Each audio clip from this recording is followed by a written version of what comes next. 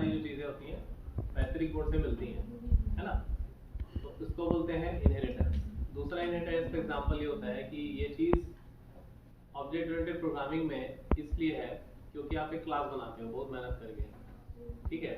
उस क्लास की बहुत सारी प्रॉपर्टी होती है, बिहेवियर होते हैं। तो यही किसी भी ऑब्जेक्ट का हो सकता है, क्या बिहेवियर उसका प्रॉपर्टीज, ठीक है। तो जब आप चाहो कि कोई दूसरी क्लास बनाओ और वो क्लास उस क्लास को कॉपी कर ले, तो डायरेक्टली कॉपी करने से अच्छा इसमें कंसेप्ट ये है कि कॉपी पेस्ट अगर करोगे तो सेम हो जाएगा, है ना। जैसा वो वैसे ही है। तो वैसा करने के बजाय अपन क्या करते हैं, इनहेरिट करते हैं। इनहेरिट करने का मतलब होता है एक्वायर करना, किसी चीज को प्राप्त करना। क्या बोलते हैं उसको, इनहेरिटेंस। तो इनहेरिटेंस का मतलब क्या हुआ कि जब कोई क्लास किसी दूसरी क्लास को इनहेरिट करती है, एक्वायर करती है, तो इस प्रोसेस को इनहेरिटेंस कहते हैं। इनहेरिट करने वाली क्लास जो इनहेरिट कर रही है उसको अपन बोलते हैं डिराइव्ड क्लास, क्योंकि वो प्राप्त कर रही है।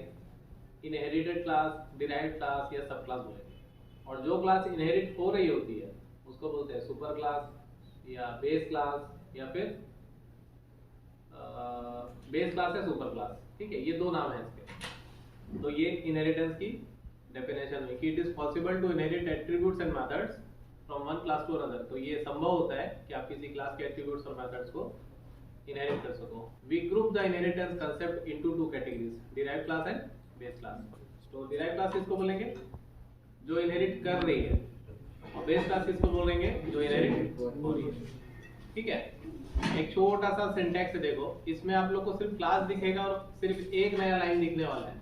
हम लोग ने क्लास बनाया पहले ना, तो जैसे अपन क्लास बनाते हैं व्हीकल नाम से, ठीक है। व्हीकल का क्या क्या होता है भाई, ब्रांड होता है। जैसे फोर्ड है, यहाँ फोर्ड लिखा है, आप लोग टाटा ले लो, अशोक लीलैंड ले लो, ठीक है। आप कोई भी ब्रांड ले सकते हो, ब्रांड पे मत जाना।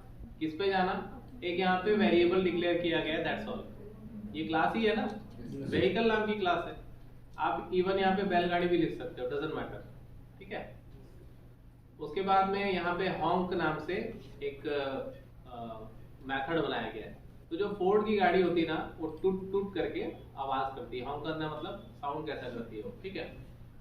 अब अपन ने बनाई एक डिराइव क्लास। तो फोर्ड एक तो ब्रांड है और फोर्ड के बहुत सारे मॉडल्स आते हैं।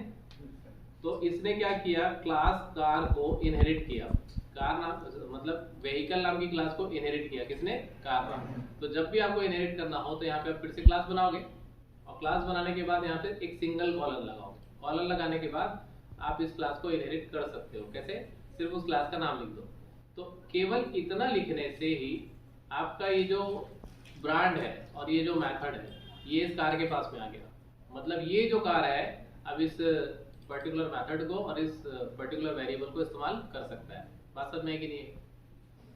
और इस क्लास के खुद के भी कुछ प्रॉपर्टीज हो सकते हैं, मेथड्स हो सकते हैं अलग से, ठीक है। जैसे कलेक्टर है, ठीक है, उसका बेटा मान लो पटवारी बन गया, ठीक। तो पटवारी जो बना वो उसकी अलग क्वालिटी है ना। मान लो उसको बहुत सारे प्रोग्रामिंग लैंग्वेजेस भी आते हैं, उसको जियोग्राफी भी आती है, उसको नक्शा बनाना भी आता है, तो अलग क्वालिटीज है उसमें, ठीक है। जरूरी नहीं है, बहुत सारी क्वालिटी तो होंगी उसमें अपने पापा की, लेकिन साथ में वो कुछ एक्स्ट्रा क्वालिटी भी खुद की रख सकते हैं। वैसे ही यहाँ पे क्या किया गया है, मॉडल नाम से अपन ने एक तो मेथड डिक्लेयर मतलब वेरिएबल डिक्लेयर किया, और उसमें लिख दिया क्या, मस्टैंग। और इसके बाद में मेन फंक्शन में हम व्हीकल का कोई ऑब्जेक्ट डिक्लेयर नहीं कर रहे हैं। किसका ऑब्जेक्ट डिक्लेयर कर रहे हैं, कार का। कार का क्या ऑब्जेक्ट डिक्लेयर किया अपन, माई कार।